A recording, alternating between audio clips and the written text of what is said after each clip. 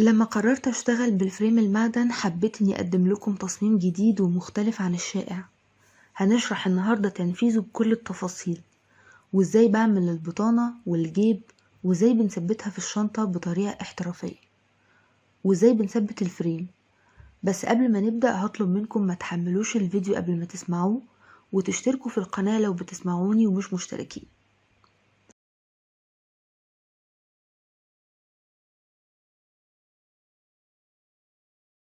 أنا اخترت الموديل ده من الفريمات، وانتي ليكي حرية الاختيار للموديل وللمقاس.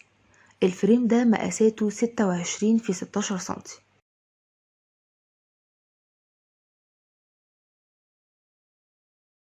هستخدم خيط السلسلة، ولكن مهم جدا اننا نختار فتلة خفيفة سميكة لكن خفيفة الوزن، وبصراحة دي حاجة مش بنلاقيها بسهولة في خيط السلسلة.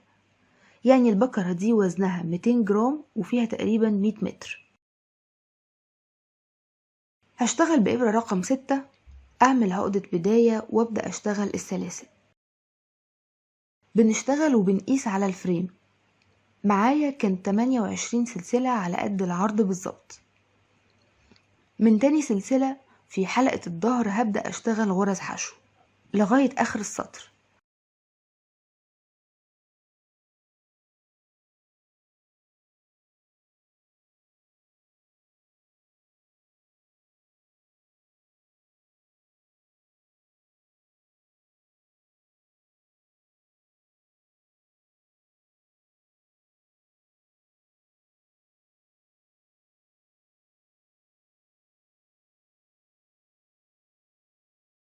لما بينتهي السطر برتفع بسلسلة وبلف الشغل وبشتغل حشو من أول غرزة. بدخل بالإبرة في الحلقتين وأكمل السطر التاني للآخر بغرز حشو.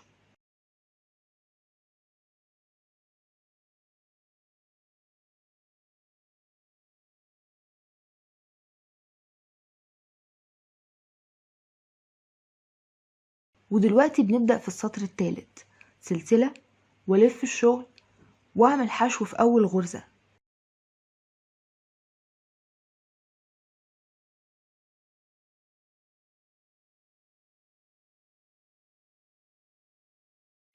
والغرزة اللي بعدها أعمل حشو عميقة.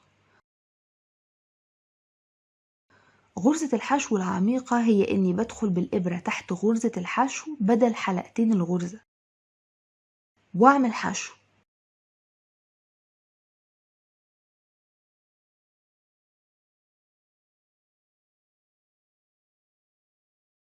الغرزة اللي بعدها أشتغل حشو في الحلقتين. اللي بعدها حشو عميقة، وأكرر لآخر السطر.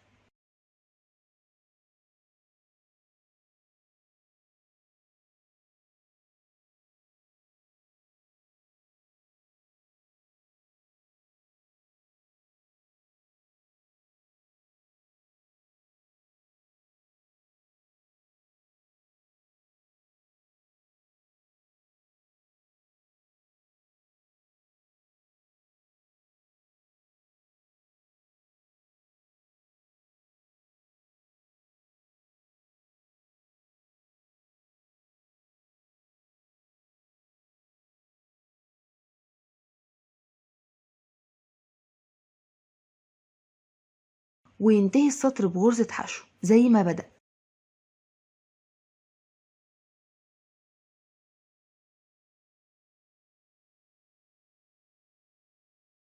وابدأ السطر الرابع سلسلة وحشو في أول غرزة.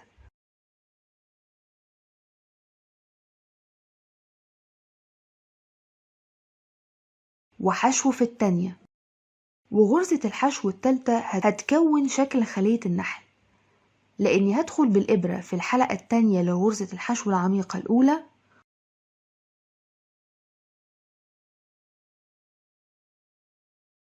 والحلقة الأولى لغرزة الحشو العميقة التانية، واسحب خيط واطلع منهم واعمل حشو.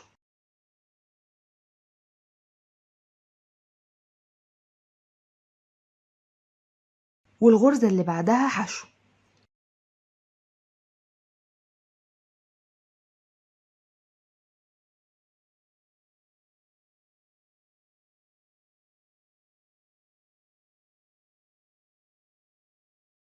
وفوق الغرزة دي هتكون غرزة خلية النحل، واللي بعدها حشو عادية، وكمل بنفس الشكل.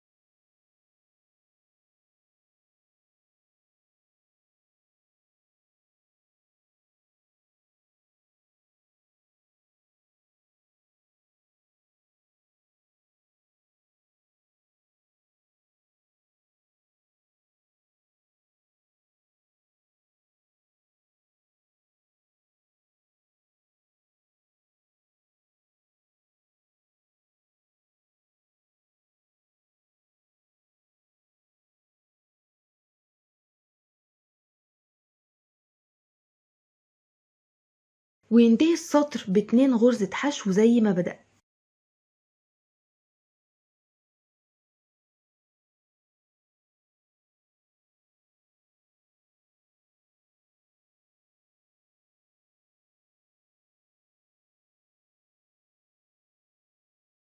سلسلة ونبدأ السطر الخامس.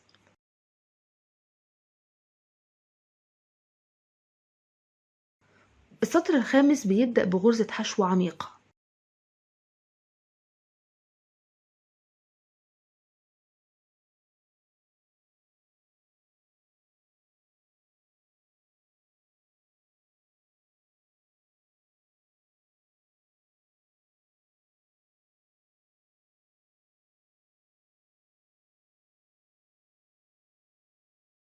وبعدين حشو،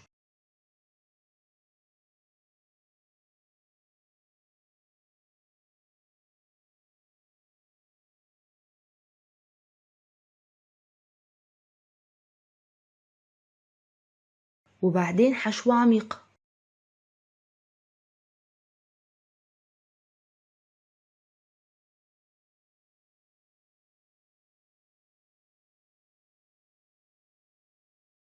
لازم الإبرة تطلع من الجهة التانية بين حلقات خلية النحل بالشكل ده.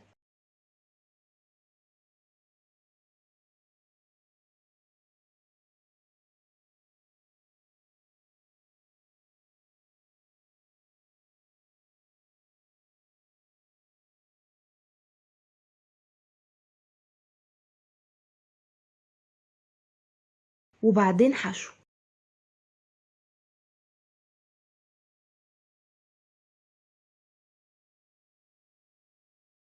وحشو عميقة، ونكرر لآخر السطر.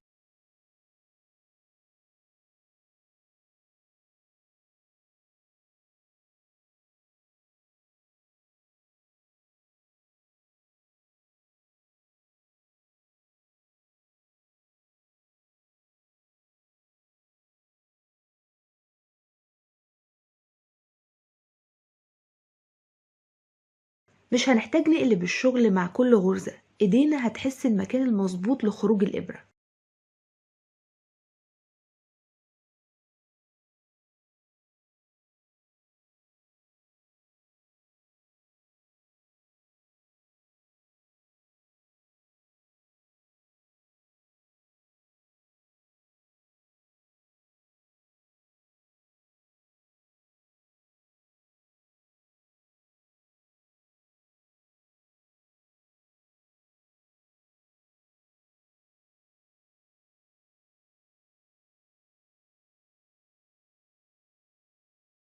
والسطر هينتهي بغرزة حشو عميقة زي ما بدأ.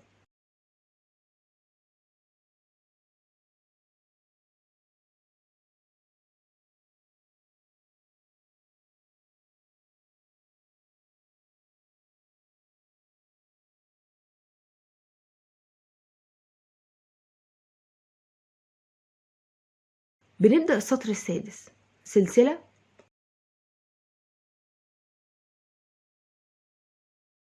حشو في أول غرزة، وغرزة خلية النحل، ونكرر.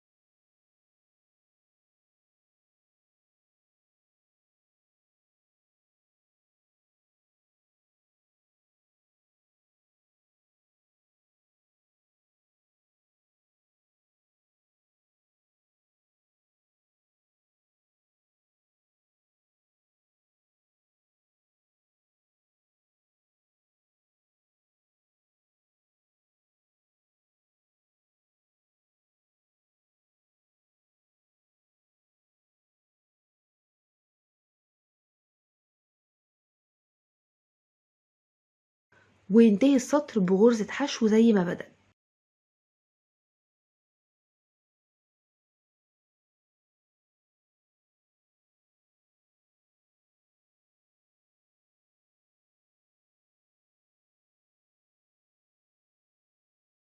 اللي هنشتغله بعد كده هو تكرار للسطور التالت والرابع والخامس والسادس. يعني هيبدأ السطر السابع بغرزة حشو زي السطر التالت،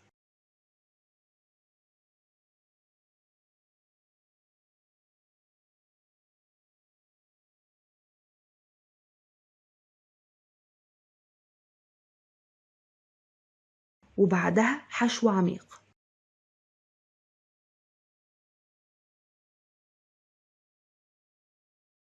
ونكرر.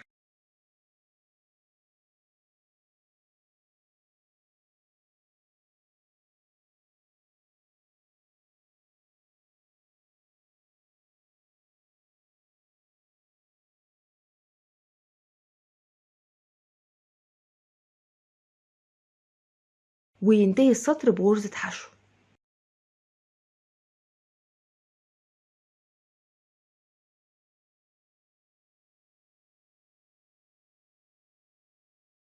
ويبدأ السطر الثامن زي السطر الرابع ب2 حشو وبعدين غرزة خلية النحل.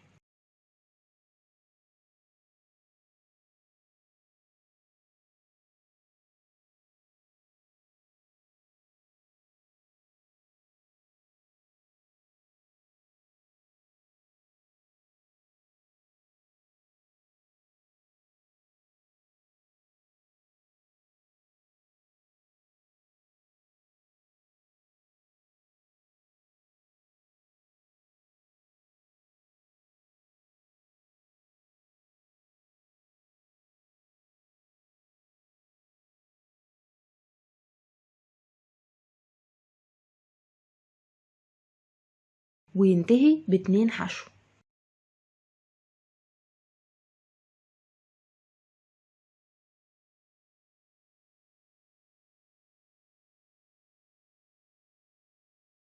ويبدأ السطر التاسع زي السطر الخامس بغرزة حشو عميقة، وينتهي السطر بغرزة حشو عميقة.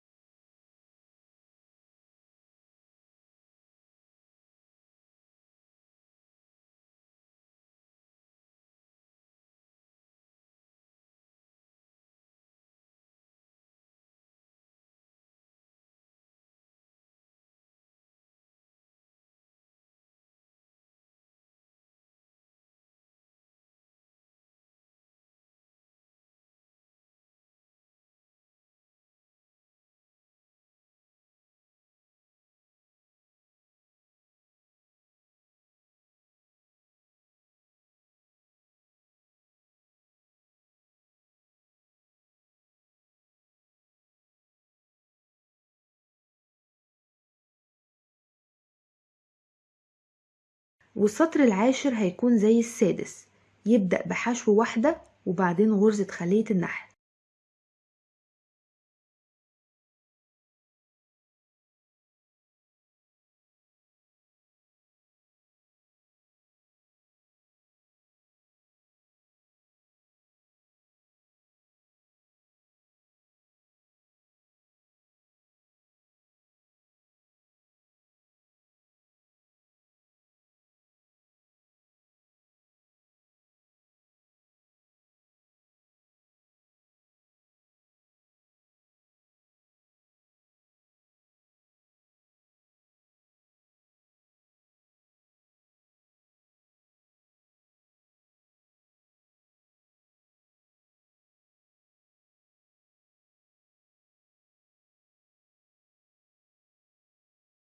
هنكرر لحد ما يوصل طول القطعة من 59 ل 60 سنتي.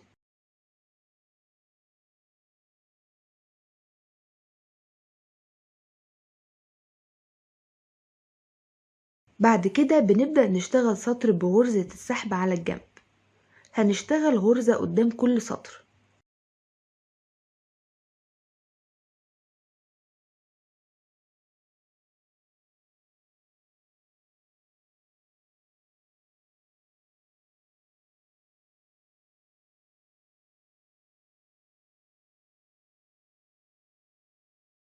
السطر ده مهم انه يكون مظبوط وما نعديش سطور من غير ما نشتغل فيها غرزة سحب.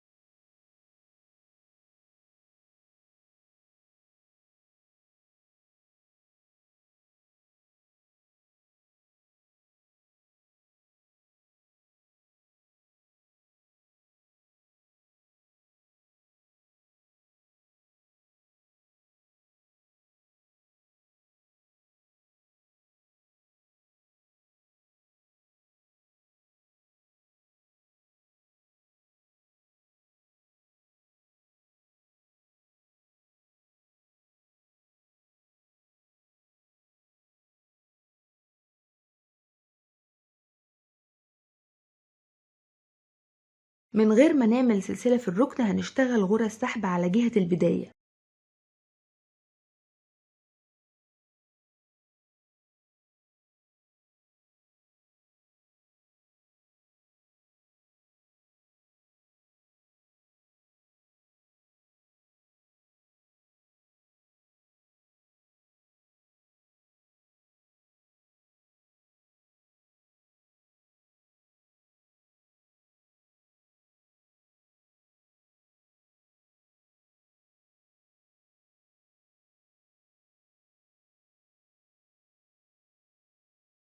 واتنقل للجنب التاني برضو من غير سلسلة واشتغل سحب قدام كل سطر.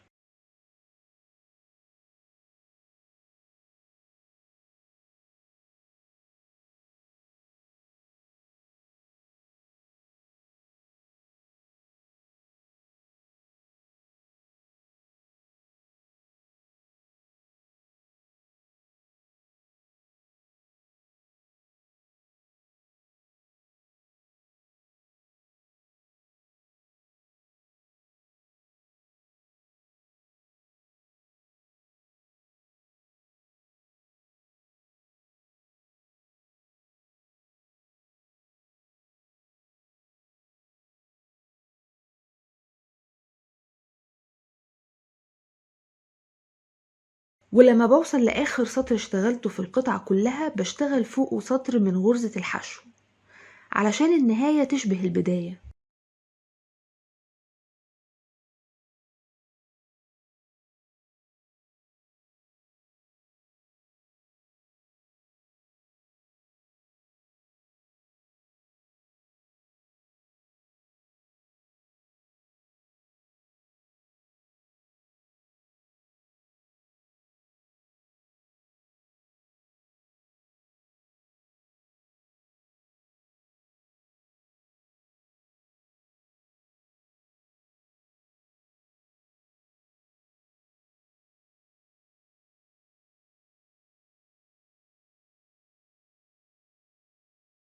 وبنهي الشغل عند آخر غرزة بالطريقة دي.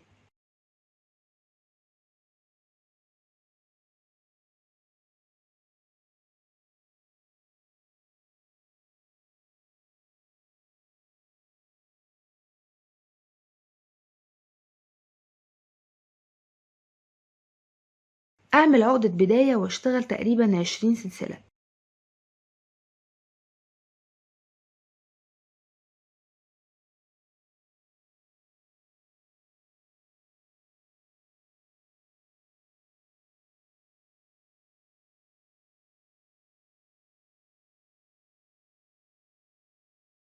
أو بطول فتحة الفريم حسب الموديل،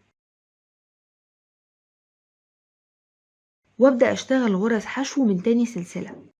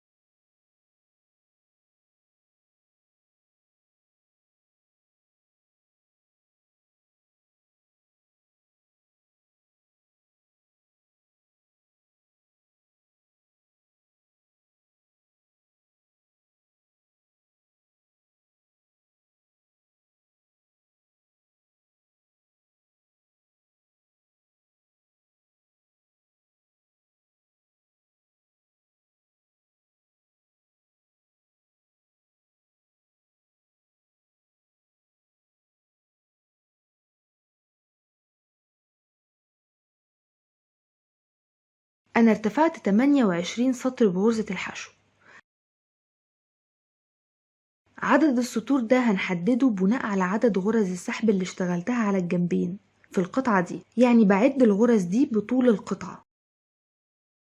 عدد الغرز دي لازم يكون قد عدد الغرز دي.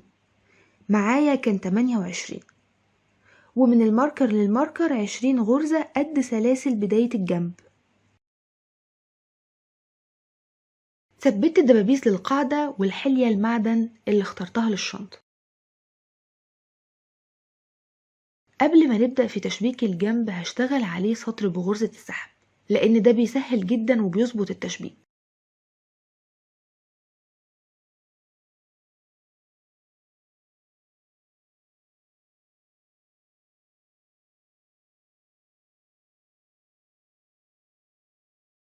غرزة سحب واحدة قدام كل سطر.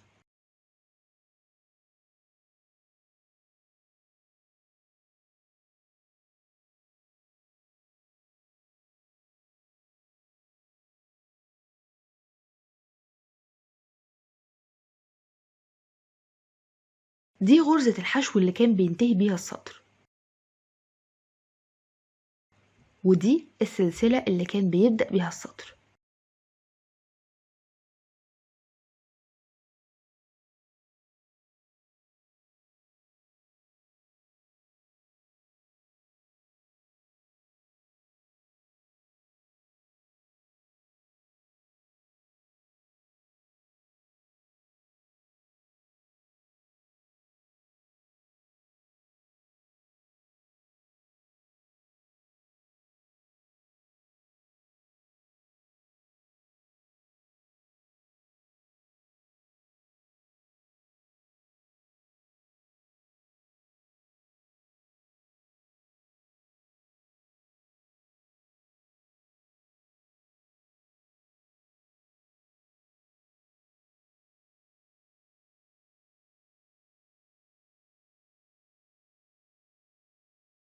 ممكن أكمل بغرزة سحب فوق آخر سطر اشتغلته، وممكن لأ.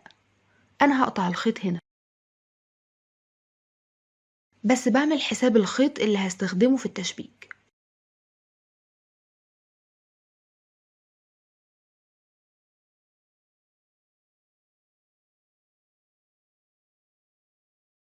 اعمل عقدة نهاية كده.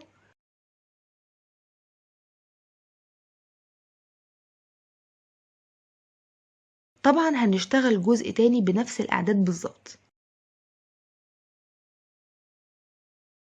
قطعة الجنب دي كان مقاسها معايا 16 سنتي عرض في 19 سنتي طول.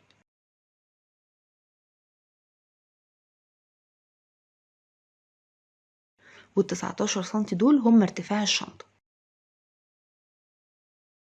والضم في إبرة بلاستيك وابدأ من هنا الخياطة. نبدأ الخياطة من أول غرزة. الخياطة هتكون في حلقة واحدة بس من حلقات غرز السحب. الخياطة هتكون في اتجاه واحد، غرزة قدام غرزة.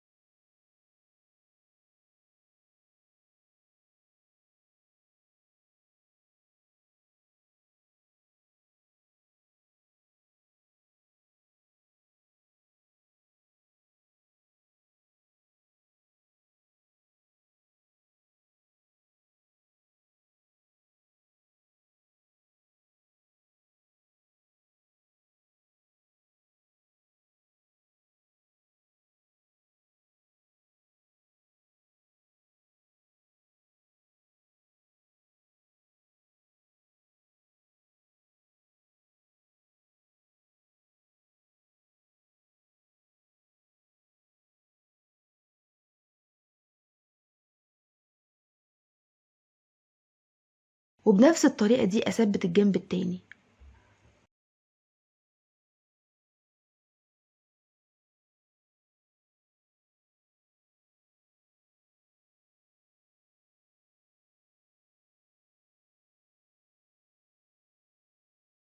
لعمل البطانة هستخدم قماش الجوخ المنقوش، وبناخد المقاسات الأول من نص الجنب لنص الجنب التاني، تقريبا 42 سنتي، ومن حرف الوش لحرف الظهر مرورا بالقاعدة تقريبا 51 سنتي. وبنقص القماش بالمقاسات دي. ده العرض اللي كان 42 سنتي، وده الطول اللي كان 51 سنتي، واللي هتنيه كده وخيطه من الجناب.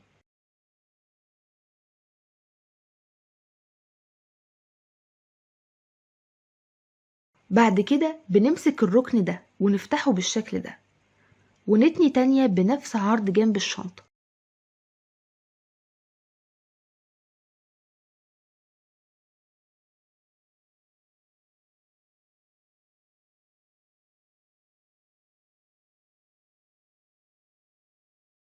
ونبدأ نخيط.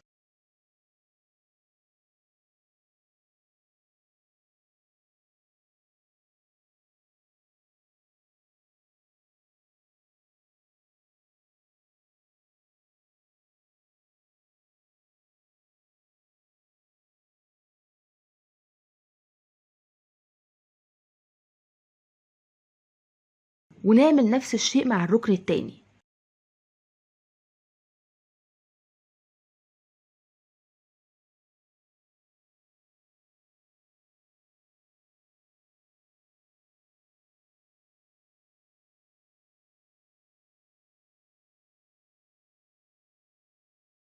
هنلاقي إن البطانة اتحولت للشكل المربع ده.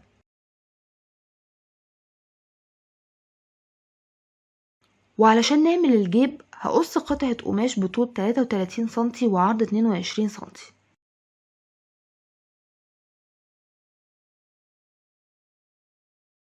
واتنيها بالتساوي واخيط الناحيتين دول، وقبل ما اقفل الناحية الأخيرة اقلبها علشان تكون الخياطة جوه.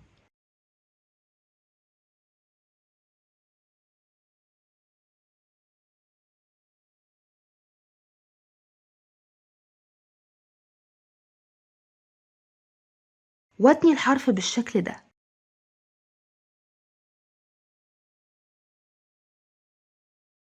واكمل خياطة. بس وانا بخيط اراعي ان الخياطة تكون في طبقة واحدة من القماش، يعني الابرة ما بتخرجش لبره.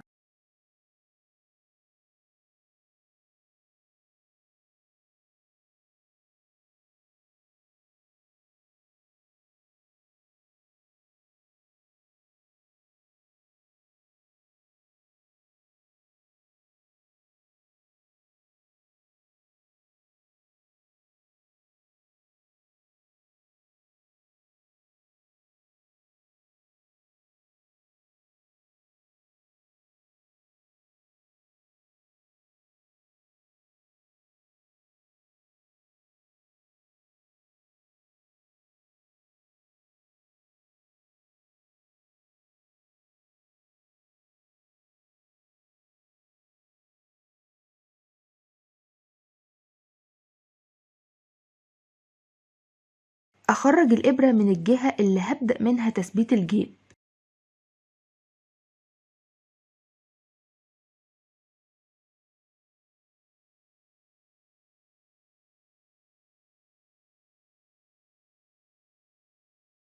والافضل اني اكويه قبل التثبيت.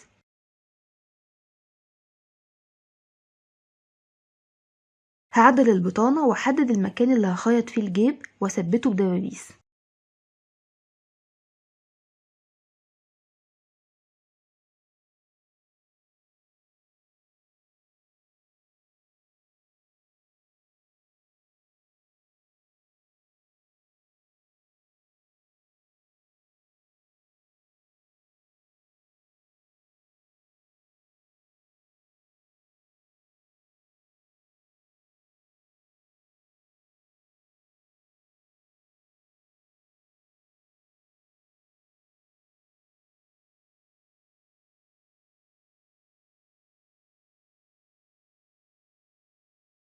اعدي فتلة الخياطة لجوه وابدأ اخيط من جوه البطانة.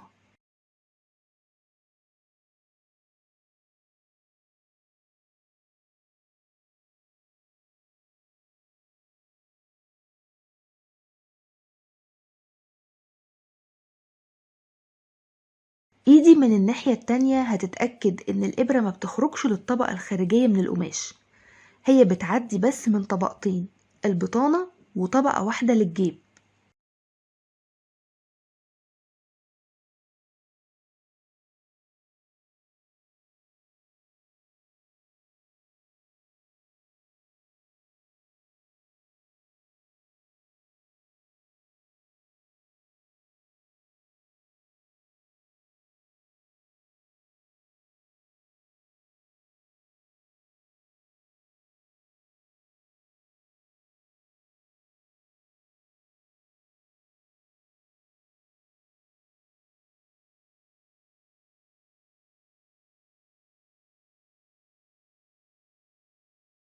دلوقتي هنثبت البطانة في الشنطة، هستخدم خيط سنارة شفاف.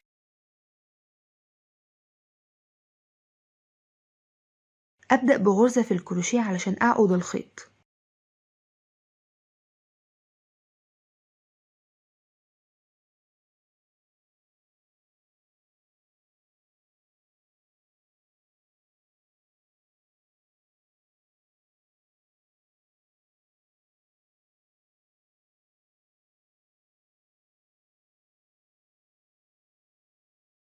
وبعدين أبدأ أخيط في البطانة.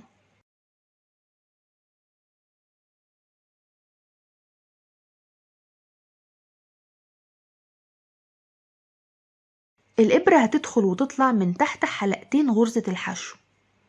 لو التزمت بغرز الحشو غرز الخياطة هتكون متساوية وجميلة.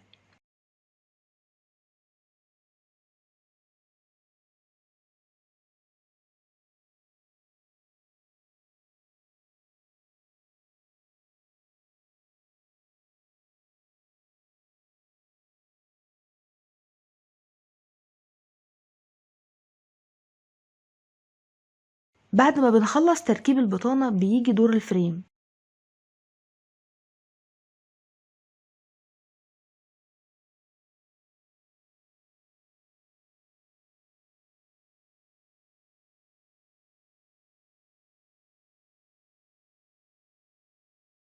هسويه على الشنطة بحيث انه مفصل الفريم يكون بالظبط عند نص الجنب. القفل مش علامة لانه ما بيكونش في نص الفريم. برضو بخيط السنارة البلاستيك أبدأ أخيط الفريم. يفضل إنها تكون فتلة سميكة، يعني مش أرفع حاجة في خيط السنارة، علشان تستحمل الشد مع الفريم المعدن وما تتقطعش. الخياطة هتكون برضو في غرز الحشو وفتحات الفريم. أنا كنت بفضل إني أدخل وأطلع من كل حاجة على حدة علشان الإبرة ما تتكسرش.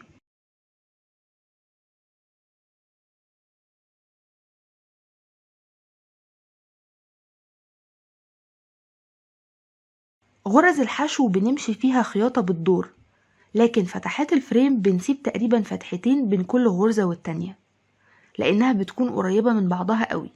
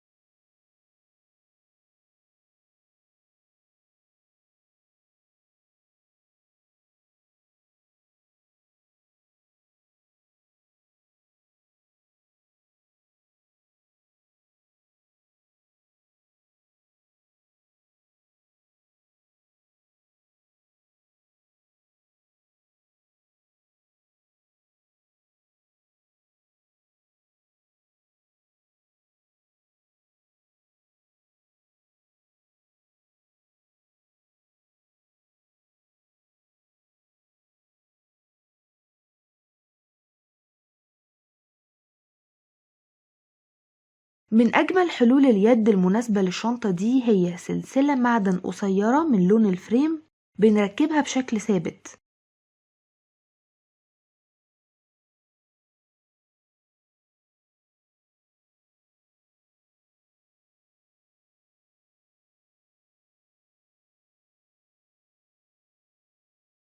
ويد كروشيه للكتف مع جنشات علشان تكون حرة حسب الاستخدام. بنشتغلها بالطول اللي يناسبنا.